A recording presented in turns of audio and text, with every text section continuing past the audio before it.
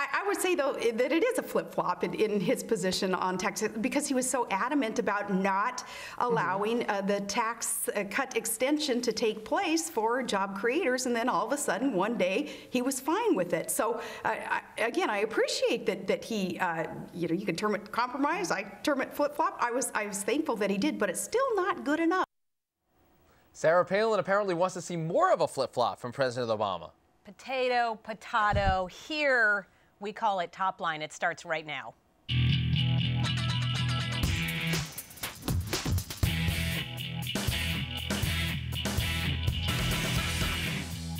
Hello and welcome to ABC News Top Line. I'm Rick Klein. And I'm Amy Walter. Every day at noon Eastern, we're right here bringing you the latest in politics. Twitter.com/Rick Klein, Twitter.com/Amy E. Walter. And Amy, one fewer political hot potato on the oven this week. Oh, look at you. You were able to take all of that instantly. Brilliant. All right, number one top line today, signed, sealed, delivered. Yes, indeed, President Obama gets a big victory on taxes today, signing a bill to extend the Bush tax cuts, which, by the way, more Democrats supported than Republicans, 139 Democrats to 138 Republicans. But if you read Charles Krauthammer today, his new BFF, apparently in the conservative blogosphere or the pundit class, Obama got a really big win out of this. Yeah, and something changed, I think, maybe when Charles Krauthammer wrote that column, maybe when Bill Clinton went to the podium, where you saw the Democratic opposition begin to fall away. This was truly bipartisan. You had a split of Democrats and a split of Republicans, and enough votes for the president to get a victory, such as it is in this time. He'll take them when they come. Next up today, it is the OMNIBUST, that omnibus spending bill, $1.1 trillion that Democrats were trying to spend, including some $8 billion in earmarks. It was pulled from the Senate floor last night, and it looks like we are going to have a kosher rest of this Congress. There is no more pork to be found anywhere around, Amy. And this is a rare retreat from Democratic leadership, actually Republican leadership as well. There were a lot of earmarks in here. They were unapologetic about placing them in here because it didn't count under the new pledge, but there was just a lot of opposition that all of a sudden came in and said, look, we just have to change that culture. I think they finally recognized that this whole debate about legislative procedure doesn't really work well after an election like we just had. And bottom line, it does help the president, because now we move on to our next top line, which is Saturday Night Special. With the omnibus out of the way, it looks like we have room now for a couple of other Democratic priorities. Certainly the president hoping to see some movement on START. That could be as early as Monday. But this weekend, a vote on Don't Ask, Don't Tell. And we have a number of Republicans now saying that they're going to vote for the standalone bill, including the Republicans in the Northeast, and Pat Toomey now the latest to say that he would support this. So now 4 Republicans coming out and saying that they support. But if Toomey doesn't have a chance to vote for it until next year at the earliest. But it is interesting. This has been declared a live dead, so many times. Wait to see the votes, because there's always a chance. Joe Lieberman says it's a done deal. Well, if he says so, I guess so. And finally today, you betcha. Sarah Palin comes out against the tax deal, says it is a lousy deal for the American taxpayers. We're seeing a split here emerge, Amy, between 2012 contenders Mitt Romney and Sarah Palin on the one hand, Tim Pawlenty and John Thune on the other hand, saying that we don't love this idea in every way, but it is something that's worth doing given the other consequences. It's going to be fascinating to see if this turns into the TARP of 2012, because again, we keep going back to Charles Krauthammer, which, by the way, maybe he can start pumping our show on his column, but making the point that the president got a big stimulus from this. And so, bottom line, this may be something we're hearing a lot more about in 2012 primaries. This is going to continue. We begin today up on Capitol Hill. We're joined by Congressman Joe Sestak, Democrat of Pennsylvania, who actually lost to the aforementioned Pat Toomey in the race for Senate about a month ago. Not to remind you of those bad memories, but Congressman, you wound up voting for this tax deal with some reservations, as a lot of Democrats did. Are you concerned that among the last motions that you're going to take as a member of Congress, among the last things this Congress is going to do would be extending the Bush tax cuts?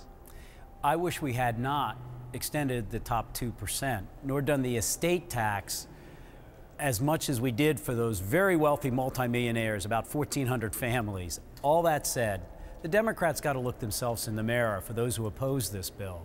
Where were they before the election? I voted against adjournment since September. We never should have gone on recess. We should have handled this when, frankly, there was a little more juice on the Democratic side. And maybe we could have had a better package. But people, the Democratic leadership in the House, I would argue, and the Senate, were too worried about the fallout for their election. So now they're complaining. Look, at the end of the day, you used a key word, I thought there, Amy, which was stimulus. I've always argued that the first stimulus bill was not large enough. In fact, Vice President Biden came into our caucus and said, we knew the original stimulus bill should have been $1 trillion to $1.3 trillion. And because they didn't have the original courage to have brought down our unemployment to 8.5% the year after stimulus was done, if we'd done it right, now we've got a backdoor stimulus with an addition, which is going to bring our unemployment down from this December to 8.5%. And so I supported it. But I also supported it because of the middle class, because of the working families, the unemployed. There's no way you can pull a trigger against them when they're hurting so badly. Right. Right. Well, Congressman Sestak, I want to just move on to an issue that you know a lot about, Afghanistan. Obviously, we had a lot of discussion about Afghanistan-Pakistan policy going forward. Our latest ABC poll, though, shows that 60% of Americans say they don't think things are going well there. What do you think needs to happen for the American public to feel better about what we're doing there? And that's a great way to express it. They don't feel like it's going well. And our president told us 2 marches ago, when that this whole focus of our efforts there would be on Al-Qaeda. That's only in Pakistan. There's no Al-Qaeda in Afghanistan. And then he said key phrases. There will be metrics to measure our performance. And these benchmarks will ensure that there's no open-ended commitment, neither in this report nor the numerous times I have requested the president to give us metrics and benchmarks to measure our success about eradicating within Pakistan, not Afghanistan, the Al-Qaeda safe haven. And as the Pakistani army gets through the Taliban safe havens there to help us destroy the Al-Qaeda, the lack of that, of not providing metrics, is why the people, I rightly believe, are beginning to say, oh, wait a moment.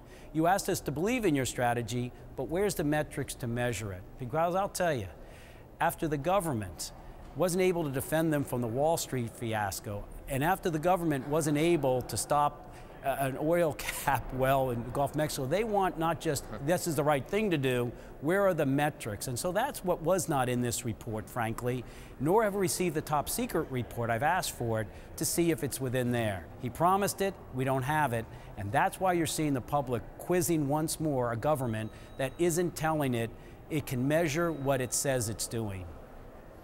I want to turn to another subject, military related. As a former Navy admiral, I know it's something you've spent some time studying, the don't ask, don't tell policy. Is this the end of it? Do you think it's going to be able to pass the Senate finally and be done with it? And what's the impact, do you think, going to be on the military, on readiness issues that some of the opponents of a repeal have talked about? You know, it's interesting. If you had asked me a week ago if it would pass the Senate, I would have told you no. But it does now look, with 61 senators saying they're going to support it, it will. Heaven forbid it's about time. I can remember as a newly elected 1-star admiral, where a 2-star said to me, Joe, what do you think about the new don't ask, don't tell? And I said, 4 or 5 months, the Supreme Court will rule it unconstitutional. I was wrong. It took a lot longer than that. I went to war, commanded an aircraft carrier battle group in the war in Afghanistan. We knew by outside surveys that a certain percentage of our sailors were gay. How can one come home and ask them to live a lie and not have equal rights with everyone else? And you know those 5,000 sailors, Rick, on an aircraft carrier? Their average age is 19 and a half. They don't care. And when those who are supposed to be leading are actually ahead of the leaders, then the leaders lose credibility. So this is about time, because once more, when I joined up in the military, we were having race rights during Vietnam on our carriers, and we worked our way through that for great integration. And there was no women on those aircraft carriers when I joined up, but that first night off Afghanistan, I put a woman combat pilot up with 7 males. She was the one who disobeyed my orders not to dive down below without permission to help someone till we had ensured it was safe. She didn't wait. She was the one who dove, just her, and saved 4 special forces where the 4 comrades had been ambushed. We were better that night because we had the best of all demographics of America, no matter the race, no matter the gender. And that's why I support this. The institution will be better if we also have the best, no matter their sexual orientation. So it's going to pass. Heaven forbid it's time. One more quick question for you. You've had quite a meteoric rise in politics. You knocked off Senator Specter in a primary, came to Congress not so long ago. You going to come back again, or are we going to see another Joe Sestak run? Well, you know, it's interesting. I'm going to every one of the 67 counties. I leave tonight to go to the 41st right after votes, to go back in Pennsylvania and say thank you first off. I'm going everywhere to say thanks because we came that close in a pretty tough environment, which meant it can be done, a voice of reason, a sea of anger. But I'm going to do this. I am going to stay in public service. I like the dialogue. I think it's important to be involved. And I don't know how I'm going to define public service, but after I get the rest of my staff a job, I'll then worry about how I'm going to go forward. And I'm making sure that, you know, as all Americans should, it's such an important time, stay part of it. It will be public service. Haven't defined how that'll be.